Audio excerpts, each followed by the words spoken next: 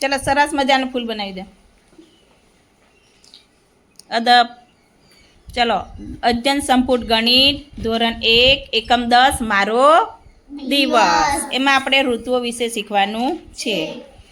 જો આપણે ઋતુઓ વિશે જાણીશું. ઋતુઓ એટલે એક વર્ષનો જુદો જુદો સમય. જુદી જુદી ઋતુમાં જુદી જુદી હવામાનની સ્થિતિ હોય છે. તેથી આપણે એને ઋતુ પ્રમાણે જુદી જુદી જાતના કપડાં પહેરીએ છીએ. અને આપણે જે ખોરાક ખાઈએ છીએ એમાં પણ આપણે ફેરફાર કરીએ છીએ. એક વર્ષમાં કેટલી ઋતુ હોય? 3. શિયાળો, ઉનાળો અને ચોમાસું. જો અહીંયા પણ આપેલી છે શિયાળો, ઉનાળો અને ચોમાસું. કેટલી ઋતુઓ હોય? 3. સરસ. જો આપણે હવે પહેલાં આપણે શિયાળાની ઋતુ વિશે જાણીશું. ચલો શિયાળામાં શું આવવું પડે?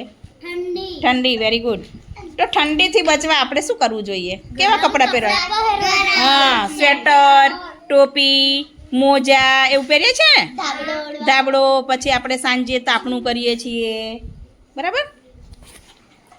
જો શિયાળાની ઋતુમાં ઠંડી પડે અને વાતાવરણ પણ પવનવાળું હોય એટલે આ ઋતુમાં આપણે જાડા કપડાં પહેરવા જોઈએ, ઊનના કપડાં પહેરવા જોઈએ, સ્વેટર, ટોપી, મોજા પહેરવા જોઈએ. પછી આપણે ગરમ અને મસાલેદાર ખોરાક ખાઈએ છીએ, હે ને? એવા જ ખાઈએ ને આપણે?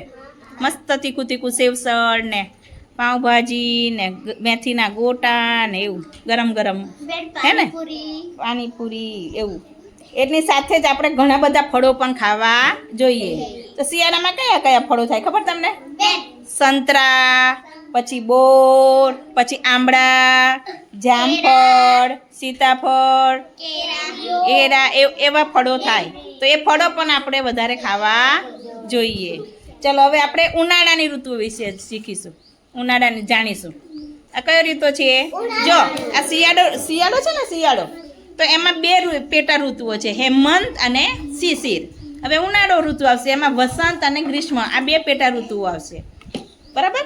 અને આ ચોમાસામાં પછી વર્ષા અને શરદ, આ 2 પેટા. કુલ આપણે 6 પેટા ઋતુઓ છે, હેમંત, શિશિર, વસંત, ગ્રીષ્મ, વર્ષા અને શરદ. હવે આપણે ઉનાળા વિશે શીખીશું. ચલો ઉનાળાની ઋતુમાં શું થાય? શું પડે? ગરમી. Very good. ગરમી પડે. સરસ હા બેટા, જોરદાર. ચલો ગરમીથી બચવા જો આ શું કરી રહ્યા છે? જો બેન સોડા પી રહ્યા છે. ઠંડા પીણા પીવે છે, હે ને? જો ઉનાળાની ઋતુમાં શું પડે? ગરમી પડે. અને આપણે આ ગરમીથી બચવું જોઈએ. માટે જ સુતરાઉ, ખુલ્લા અને ઠંડા કપડાં પહેરવા જોઈએ. ઉનાળામાં દિવસ લાંબો અને રાત કેવી હોય? ટૂંકી હોય.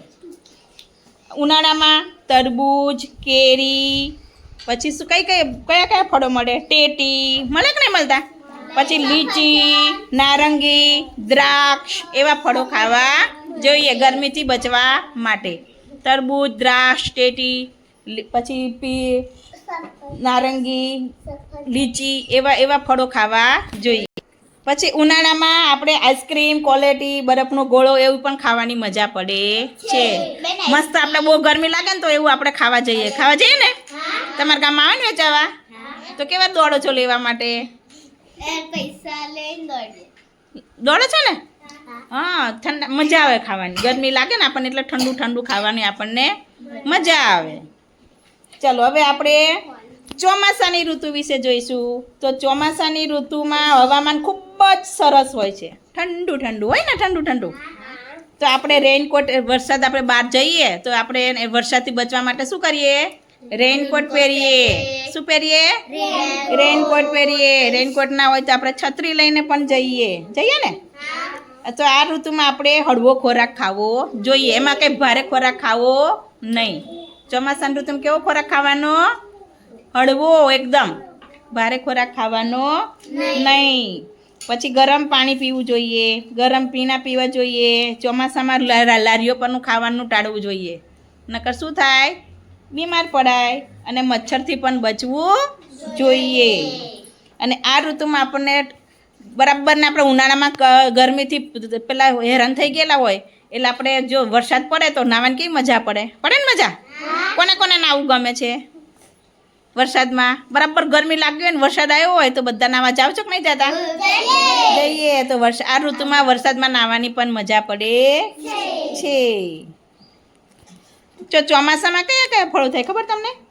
દાડમ, જાંબુ, લીચી, નાશપતી, આલુ, પીચ, સફરજન એવા ફળો થાય છે. બરાબર. ચલો હવે જો આપણે અહીં જુઓ પહેલાં આની પેટા ઋતુઓ કેટલી છે? જો શિયાળો, ઉનાળો અને ચોમાસી. મુખ્ય ઋતુઓ કેટલી? 3. અને પેટા ઋતુ કે તો 6. હેમંત, બોલો જોઈ. હેમંત, શિશિર, વસંત, ગ્રીષ્મ, વર્ષા અને શરદ. જો આ શિયાળો છે ને, શિયાળો એમાં 4 મહિના શિયાળાના, 4 મહિના ઉનાળાના અને 4 મહિના ચોમાસાના. જો કારતક, માગશર, પોષ અને મહા આ મહિનો કયો કહેવાય? શિયાળો. હવે અત્યારે કયો મહિનો ચાલે? ફાગણ. હા, માર્ચ મહિનો પણ ગુજરાતીમાં ફાગણ, ચૈત્ર, વૈશાખ અને જેઠ. હવે અત્યારે કઈ ઋતુ આવી ગઈ? ઉનાળો. ગરમી લાગે કે નહીં લાગતી? પંખા શરૂ કર્યા કે નહીં? તો હવે ઉનાળાની શરૂઆત થઈ ગઈ છે. તો આ 4 મહિના કેટલા કયા કહેવાય? ઉનાળાની ઋતુના કહેવાય. કયા કયા યાદ રહ્યા? કયા કયા યાદ રહ્યા? જો ફરી જુઓ. કારતક, માગશર, પોષ, મહા આ 4 મહિના શિયાળાના. પછી ફાગણ, ચૈત્ર, વૈશાખ ને જેઠ આ ઉનાળાના.